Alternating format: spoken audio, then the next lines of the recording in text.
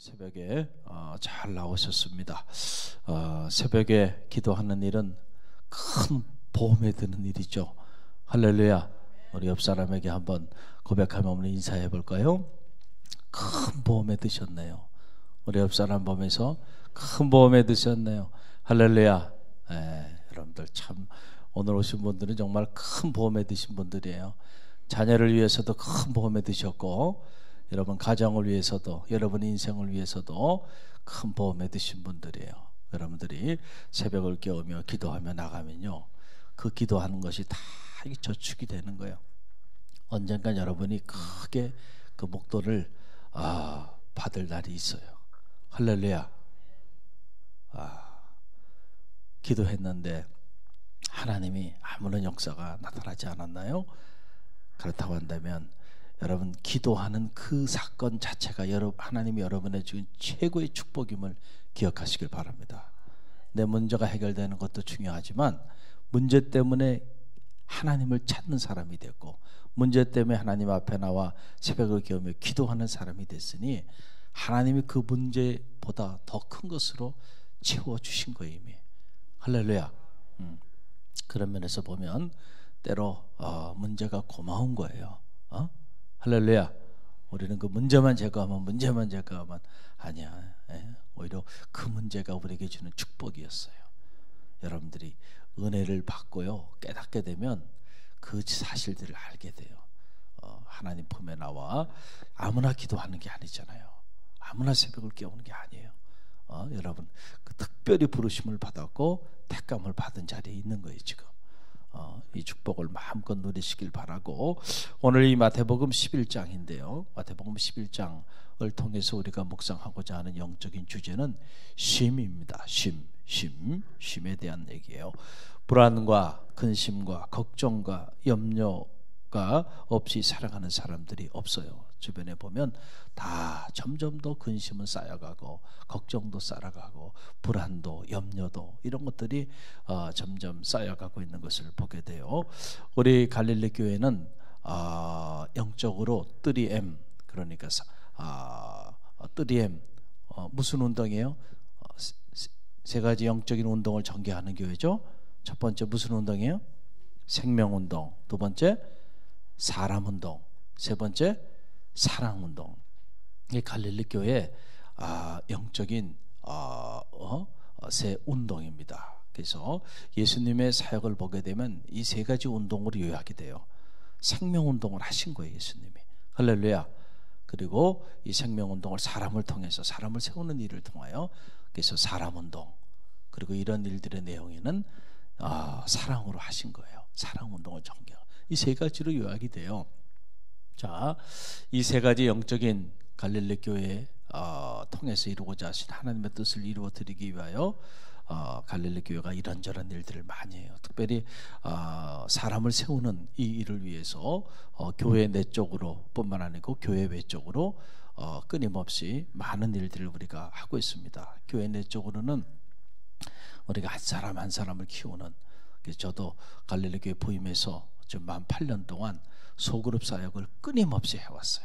그래서 1단계, 2단계, 3단계, 또 오늘 맘스 바이블, 오늘 종강하는 날인데 또 맘스 바이블 소그룹 사역을 계속 해왔고, 또 올해부터 우리 또 교회 학교에서도 사람의 숫자보다도 한 사람 한 사람을 세워나가자 해서 교회 학교도 지금 소그룹 사역이 쫙 전개되고 있습니다.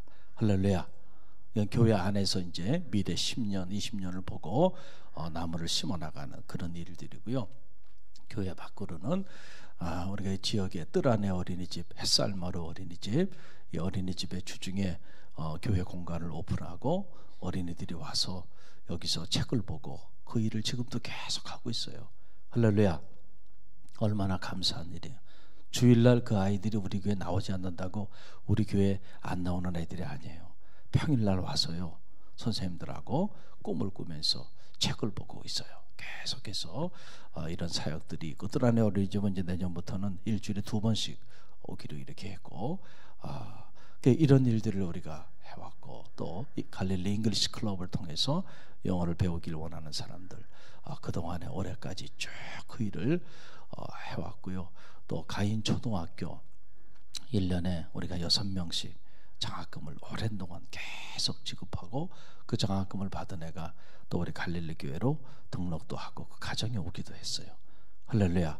이 관내 초등학교를 사역을 우리가 계속하는 거예요. 또 우리 관내에 있는 대학교, 인덕대학교 정기적으로 갈릴리 채플로 수업을 인도하고 또 갈릴리 채플 설교 사역을 캠퍼스로 들어가 가지고 이 사역을 우리가 또 계속 지금 하고 있어요.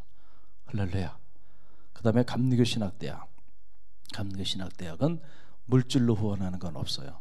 그러나 제가 몸으로 가서 하나님이 제게 준 지혜를 가지고 차세대, 다음 세대 감리교 목회자를 양성하는 일, 그 일에 제가 이번 학기는 목요일 저녁에 쉬어야 되는 시간인데 저녁 시간에 가서 그 사역을 감당하고 와요.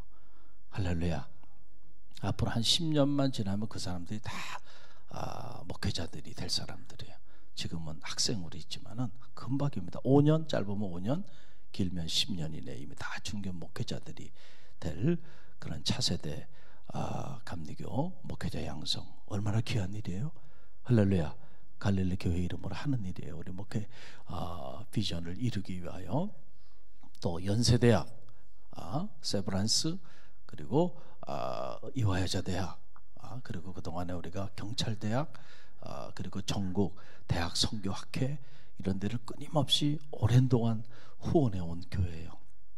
할렐루야. 그러니까 우리 교회는 작지만 큰 일들을 우리가 특별히 사람을 세워나가는 일들을 교회 안에서뿐만 아니고 이 지역 돌아가서 이 나라와 민족을 사람을 키우는 이런 일들에 대하여 우리가 소리 없이 계속해서 헌신하고 그렇게 나아가고 있는 그런 교회예요.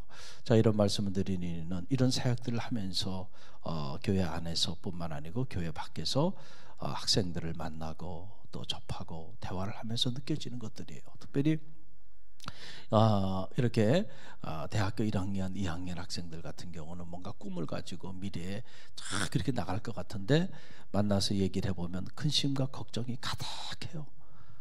특별히 이제 주의 종의 길을 가는 성직자, 구도자의 길을 가는 이 대학원생들 만나서 상담을 해보고 얘기를 해보면 삶에 대한 무거운 짐이 있고 사역에 대한 짐이 있고 미래에 근심과 걱정 속에 이렇게 자리하고 있는 모습을 보면서 이런 구도자의 길을 걸어가고 성직자의 길을 걸어가는 이런 분들도 이렇게 근심과 걱정 속에서 살아가는데 하물며 세상 한복판에서 살아가는 사람들은 어떨까? 그 사람들은 그 밀려오는 인생에 대한 불안과 근심과 걱정을 어떻게 극복하며 나아갈까? 그래서 이제는 이제 뭐 연말이 되니까 이제 지금부터 이제 부어라 마셔라, 부어라 마셔라, 막년애니 뭐니 이런 거 하면서 세상에 음주 가물을 통해서 순간순간 그런 것들을 좀 잊어보고자 몸부림치는 거 아닌가요? 참 불행한 거죠. 할렐루야. 인생을 들여다보면 너나 할 것 없이 우리는 각자 무거운 짐들을 지고 있어요. 그래서 만나서 얘기해보면 다 자기 짐이 크다는 거예요. 다 자기 짐이 너무 무겁다는 거예요. 그래서 자기가 가장 힘든 줄 알아요. 20대는 20대대로, 30대는 30대대로, 또 50대는 50대대로, 60대는 60대대로, 나이 드신 어르신은 어르신들대로 다 나름대로 그 인생에 밀려오는 공허와 무거운 인생의 짐 때문에 고민하고 근심하고 걱정하고 이렇게 살아가는 모습을 보게 돼요. 그러니까 왜 이런 일들이 일어나는가? 왜 이런 일들이 일어나는가? 근본적으로 이런 일이 일어나는 이유가 모두 어디냐면은 바로 우리의 죄 때문에 그렇습니다. 뭐 때문에 그렇다고요? 죄 때문에 그러는 거예요. 죄 때문에. 아담과 하와가 하나님께 불순종함으로 인해서 우리는 사실은 하나님이 만들어주신 낙원이 있었습니다. 에덴 동산이죠. 그 에덴이라는 말이 평안이라는 말이에요. 그 하나님 만들어놓은 에덴 동산 안에서는 그런 것들이 없이 평안하게 살게끔 만들어놨는데 우리가 불순종함으로 인해서 그 에덴 동산으로부터 추방당했어요. 낙원을 잃어버린 겁니다. 그래서 낙원 밖에 지금 추방돼서 살아가는 거예요. 낙원 밖에 살아가는 거야. 그러니까 낙원 밖에 살아가는 삶의 자리 속에서는 끝없이 근심하고 걱정하고 염려하고 불안 가운데 살아갈 수밖에 없어요. 왜냐하면 그 낙원밖의 삶을 근본적으로 하나님이 축복하신 것이 아니고 저주하셨기 때문에 그래요. 낙원밖의 인생에 대하여 낙원밖에 던져진 땅을 저주하셨습니다. 그 삶을 저주하셨어요. 그래서 창세기에 보게 되면 창세기 3장 17절로 18절 보면 이런 말씀이 나와요. 아담에게 이르시되 내가 내 아내의 말을 듣고 내가 내게 먹지 말라 한 나무의 열매를 먹었은즉 땅은 너로 말미암아 저주를 받고 너는 내 평생에 수고하여야 그 소산을 먹으리라. 땅이 내게 가시덤불과 엄건키를 낼 것이다. 땅은 너로 말미암아 뭐를 받았다는 거예요? 저주를 받은 거예요. 그러니까 에덴 밖에 던져진 인생들은요, 기본적으로 저주받은 땅에서 저주받은 삶을 살아가고요, 그 땅은 엉겅퀴를 내고 수고하고 고통 가운데 신음하면서 그러면서 이제는 먹고 살아야 하는 그러한 삶의 자리에 우리가 놓이게 됐다는 거예요. 그래서 우리가 아무리 낙원밖에 던져진 삶의 자리 속에서 많은 재산을 축적하고 아무리 높은 명예를 구가하고 아무리 높은 권세를 구가하며 산다 하더라도요, 기본적으로 우리에게 밀려오는 근심과 걱정과 불안과 염려로부터 자유로울 수가 없는 거예요. 오히려 이런 낙원 밖에 던져진 삶의 자리, 저주받은 땅에서 많은 재산을 모았습니까? 그것이 더 큰 근심이 될 것입니다. 일만 악의 근원이 될 것이고요, 그런 자리에서 여러분들이 많은 사람들에게 명예를 구가합니까? 이름을 날립니까? 여러분, 그것이 여러분의 발목을 잡는 여러분의 불행의 단초가 될 것이고요, 이런 저주받은 땅에서 높은 권세를 구가했습니까? 그것 때문에 헤어나오지 못하는 인생의 비참한 삶의 자리 속에 던져지게 될 것입니다. 우리는 그런 사람들을 주변에서 너무 많이 보고 있잖아요. 할렐루야. 돈이 많으면 많은 만큼 행복하고 많은 만큼 근심과 걱정이 없이 살아가야 될 것 같은데 정말로 돈 걱정을 많이 하는 사람은요, 옛날에 그러더라고요. 우리나라에서 돈 걱정을 가장 많이 하는 사람이 누구겠느냐? 지금은 돌아가셨지만 당시에 삼성의 누구였어요? 이건희 회장의 아버님이 누구예요? 이병철. 그분이 아마 우리나라에서는 돈 걱정을 가장 많이 할 거라고. 돈이 많으면 돈 걱정 안 할 것 같습니까? 그 사람들은요, 더 스케일 크게 돈 걱정해. 할렐루야. 그러니까 말이죠, 이게 끝이 없는 거예요. 끝이 없는 거예요. 권력을 잡으면 더 높아지고 싶어요. 더 높아지고 싶어요. 끝이 없어요. 그래서 그 욕심이 점점 더 커지는 거예요. 왜냐하면 기본적으로 그런 욕심들이 어디로부터 오는 거예요? 죄의 문제로부터 오는 거예요. 죄의 쓴뿌리 속에서 자란 나무들이에요.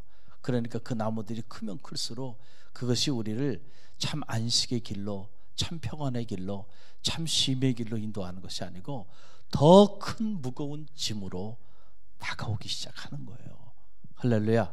그래서 그렇게 높은 인기를 구가하는 사람들이 스스로 자살을 하고, 그렇게 대기업의 그런 총수의 자제들이 자기 사무실에서 뛰어내려 자살을 하고요, 권력의 그 정점에 있는 사람들이, 심지어 한 나라의 대통령이 그 전력의 정점에서 스스로 목숨을 끊고 자살을 하고, 이런 일들이 비일비재하게 일어나는 거예요. 왜 그런가?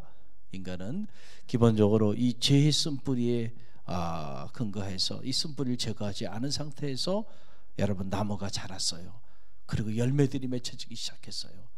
그것이 축복으로 다가온 것이 아니고 그게 자기 삶을 죽음의 길로 밀어넣는 저주로 다가오게 되었기 때문에 그렇다라고 하는 사실이에요. 근본적으로 우리 인생은 이 죄의 문제가 해결돼야 돼요. 그래서 잃어버린 낙원을 회복해야 합니다. 할렐루야. 이 문제가 해결되지 않고서는 아무리 문명이 발달하고 아무리 세상이 편리한 세상으로 된다 할지라도요, 우리 인생에 다가오는 정말 우리를 쉬지 못하게 만드는 이 끝없는 내면의 죽음에 이르게 하는 이런 것들로부터 결코 자유롭지 못하다라고 하는 사실입니다. 그러면은 이러한 죄의 문제를 어떻게 해결할 수 있을까요? 세상의 권세가, 세상의 명예가 아니에요. 세상의 문명의 이기가 우리의 죄의 문제를 해결해 주나요? 아니에요. 우리가 좋은 휴양지가 있으면 그런 것들로부터 다 해결이 되나요? 아니에요. 여전히 거기에도 있어요. 그런 것들로 해결될 수 있는 게 아닙니다. 오직 우리 주 예수 그리스도의 십자가의 보혈의 피만이 우리의 이 근본적인 죄의 문제를 해결할 수 있다는 사실을 믿으시길 바랍니다. 할렐루야. 우리는 주님 안에서만 우리 인생의 이 근본적인 죄의 문제를 해결할 수가 있어요. 이 문제를 해결하기 위하여 주님께서 이 땅에 오셨다라고 하는 사실을 여러분 믿으시길 바랍니다. 그래서 오늘 주님께서 이 마태복음 11장 말씀을 통해서 엄청난 말씀을 선언하고 있는 거예요. 여러분 그 내용이 28절로 30절의 말씀 28절로 30절 말씀, 저와 여러분이 다시 한번 이 말씀 함께 읽습니다. 수고하고 무거운 짐진 자들아 다 내게로 오라. 내가 너희를 쉬게 하리라. 나는 마음이 온유하고 겸손하니 나의 멍에를 메고 내게 배우라. 그리하면 너희 마음이 쉼을 얻으리니 이는 내 멍에는 쉽고 내 짐은 가벼움이라 하시니라. 아멘. 여러분 세상의 그 어떤 권세가, 세상의 그 어떤 세력이 여러분 이런 선언을 할 수 있나요? 수고하고 무거운 짐진 자들아 다 내게로 오라. 내가 너희를 쉬게 하리라. 할렐루야.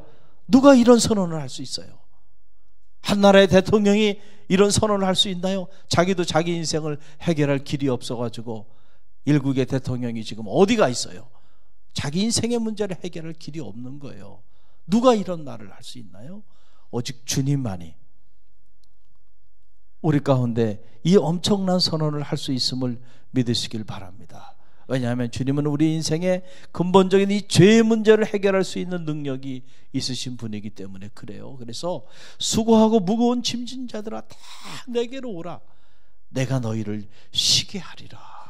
주님 안에서만 우리 인생의 이 죄의 짐, 그리고 이 죄의 짐으로 인하여 발생되어질 수많은 인생의 무거운 짐들을 해결해 줄 수 있는 능력이 있으신 분이라는 사실을 믿으시길 바랍니다. 오늘 이 새벽에 여러분의 그 인생의 무거운 짐을 주님 앞에 내어놓는 그런 새벽이 되길 바랍니다. 우리가 신앙생활하면서도 아직도 그 인생의 무거운 짐들을 여러분이 다 짊어지고 나가면요, 신앙생활하면서도 여전히 주님 밖에 살아가는 사람들과 똑같이 살아가는 거예요. 왜 그럴까? 왜 그럴까? 여러분, 이유는 내가 정말 내 인생의 이 무거운 짐을 주님 앞에 다 내려놓고 있는지, 아니면 주님과 함께 있으면서도 여전히 그 짐을 내가 짊어지고 내려놓질 못해. 왜 못 내려놔요? 믿지를 못하는 거예요. 이거 내가 내려놓으면 죽을 것 같은 거야. 그래서 그런 말이 있잖아요.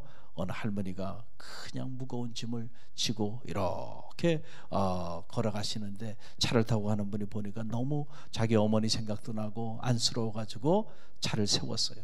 그래서 할머니를 뒤에 이렇게 자리에 태웠는데, 아이고, 한참 가다가 뒤를 보니까 그 할머니가 차를 탔는데도 짐을 내려놓지 않고 어떻게 하고 있어요?